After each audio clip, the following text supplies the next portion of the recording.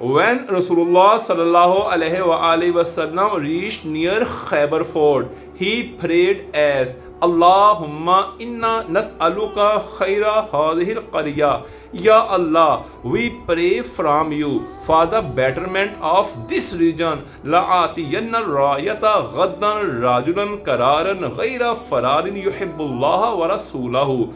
I'll give flag to such a man who will be aggressively attacking the enemy, never shows cowardice, and keeps the love for Allah subhanahu wa ta'ala and His Prophet.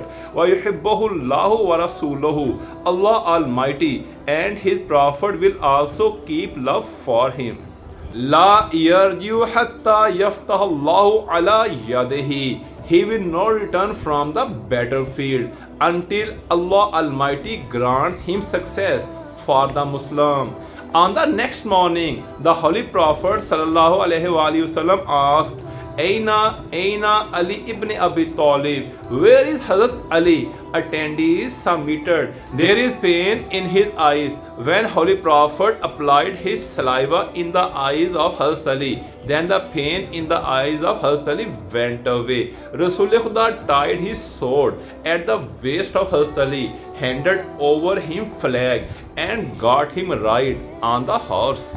There were many forts of Jews in Khaybar. Marhab belonged to Fort Naim. Other forts were Saab, Vati, Salaim, Qamus, Salali, and Shad. Hazrat conquered all the forts of Khaybar. The superior arms of Arab was also present there.